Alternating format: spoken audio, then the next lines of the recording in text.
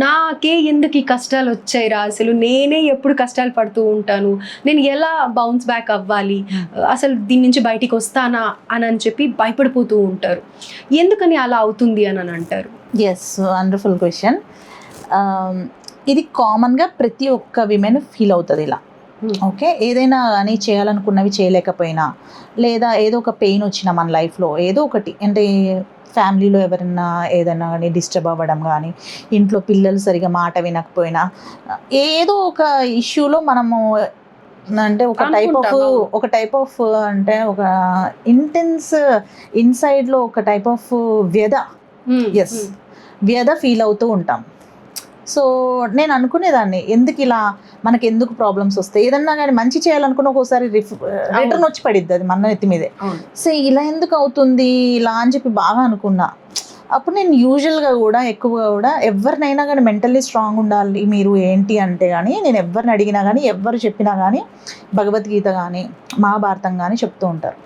So నా లైఫ్లో రియల్గా ఒక పెయిన్ఫుల్ ఇన్సిడెంట్ వచ్చింది ఒక 2-3 years బ్యాక్.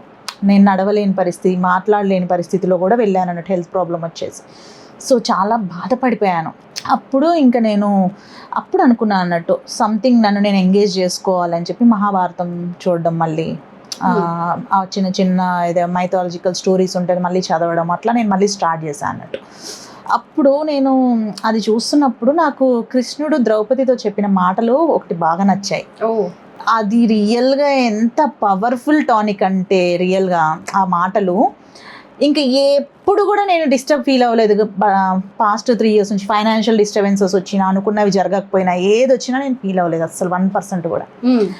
అదేంటంటే ద్రౌపది వస్త్రాభరణం జరిగిన తర్వాత ద్రౌపది చాలా హర్ట్ అవుతుంది. అసలు 5 కింగ్స్ నా హస్బెండ్ ఎవరైతే ఉన్నారో వీళ్ళు ఉంచుకొని కూడా నాకు ఇట్లా జరిగింది, నాకు ఇంత అవమానం జరిగింది, ఇట్లాంటి అవమానాన్ని నేను నా లైఫ్లో చూడలేదు. అంటే ఒక పెద్ద మహాసభలో అలా చేయడం అంటే తనకి చాలా బాధను కలిగించింది కదా. ఇంక వెంటనే వెళ్ళిపోయి అగ్ని స్నానం చేయాలనుకుంటుంది, అంటే తనని తను ఆత్మాహుతి చేసుకోవాలి, అంటే సూసైడ్ చేసుకోవాలి అనుకుంటుంది. సో అప్పుడు సూసైడ్ చేసుకుందామని అన్ని ఇంట్లో అక్కడ ఉన్న కర్టెన్స్ని అన్నిటినీ కాల్ చేయాలని ఇట్లా చూస్తూ ఉంటే ఇంకా కృష్ణుడు వెళ్ళి డోర్ ఓపెన్ చేస్తాడు. డోర్ ఓపెన్ చేస్తే చూస్తే ఏడుస్తూ ఉంటుంది బాగా, నాకెందుకు ఇలా జరిగింది, ఎందుకు ఇలా జరిగింది, నేను ఇంకా బ్రతకదలుచుకోలేదు అని చెప్పి ఇలా బాధపడుతూ ఉంటే కృష్ణుడు అంటాడు, అంటే ఒక రకంగా ఒక కౌన్సిలింగ్ లాగా, ఒక సూదింగ్ లాగా తనకు ఒక మాట చెప్తారు. ఏంటంటే, నువ్వు ఒక సామ్రాట్నివి, నువ్వు ఒక రాణివి, అది మామూలు రాణివి కాదు, పెద్ద అంటే రాజ్యానికే రాణివి. అట్లాంటి రాణివి నీకు నీ లైఫ్లో ఒక సమస్య వచ్చింది, అర్థమైంది ఈ సమస్య అసలు ఏ విమెన్కి రాకూడని సమస్య నీకు వచ్చింది. సో ఇంత పరువు పోయింది అని బాధపడుతున్నావు. కానీ నీలాంటి ఆడవాళ్ళు ఎవరైతే ఉంటారో, మామూలు ఆడవాళ్ళు, రాణికే అంత కష్టం వస్తే మామూలు ఆడవాళ్ళకి కష్టం వస్తే వాళ్ళకి నువ్వేమని మెసేజ్ ఇస్తున్నావు, కష్టం వచ్చినప్పుడు చనిపోండి అని మెసేజ్ ఇస్తున్నావు. సో నువ్వు ఇలా ఉండకూడదు సఖి అంటే, కృష్ణుడు ఎప్పుడు ద్రౌపదిని ఒక మంచి సిస్టర్ లాగా, ఒక ఫ్రెండ్ లాగా సలహాలు ఇస్తూ మంచిగా సపోర్టివ్ పర్సన్లా ఉంటారు, గైడ్ చేస్తూ. సో నువ్వు ఇలా ఉండకూడదు సఖి, నీలాగా ఎవరైతే సఫర్ అవుతున్నారో ఆడవాళ్ళు, ఓకే, సో ఇలాంటి ఎవరైతే ఉన్నారో, ఇలాంటి రాజ్యాన్ని లీడ్ చేస్తున్న వాళ్ళు, రాజులు అంటే ఇంత నీచమైన ఆలోచనలతో ఉన్న వాళ్ళని, ఇలా ఆడవాళ్ళు సఫర్ అవుతున్నప్పుడు నువ్వు వాళ్ళకి చేయూతనిచ్చే ఒక వ్యక్తిలాగా అవ్వాలే కానీ నిన్ను నువ్వు హామ్ చేసుకోకూడదు. ఓకే, ఎవరైతే తమ బాధల గురించి చింతిస్తూ ఉంటారో వాళ్ళు దుర్బలులు అయిపోతారు. నువ్వు ఇప్పుడు అయిపోవడానికి నీ బాధ గురించి చింతిస్తున్నావు, నీ పెయిన్ని నువ్వు ఒక పర్పస్లోకి తీసుకెళ్ళు. సో నీలాగా సఫర్ అవ్వకూడదు ఏ ఆడది అని ఆలోచించు అంటే ఇంకా ఈ యుద్ధానికి దారితీస్తుంది. అంటే ఇంకా సవాళ్ళని స్వీకరిస్తూ ఎస్ నేను ఏదైనా చేయాలి అని ముందుకు వెళ్తుంది. ఓకే, సో ఒక్క ఆడదాని పెయిన్, ఒక ఆడదాని యొక్క శోకం ఏకంగా కురుక్షేత్ర యుద్ధానికే దారితీసింది. అక్కడ కృష్ణుడు తనకిచ్చిన మెసేజ్ ఏంటంటే, ఒక వంచన చేసిన వ్యక్తికి నువ్వు ఎలా లెసన్ ఇవ్వాలి అంటే ఏంటి, నువ్వు టగ్ ఆఫర్ లాగా ధర్మాన్ని అతనికి కొట్టి చూపించాలి. నువ్వు ధర్మాన్ని గుర్తు చేయకుండా అధర్మం పాలైపోయానని చెప్పి నిన్ను నువ్వే హామ్ చేసుకుంటున్నావు. సో ఇప్పుడు అంటే మంచి వ్యక్తులు అందరూ కూడా డిప్రెస్ అయిపోయి సైలెంట్ అయిపోతే అధర్మం గెలుస్తుంది.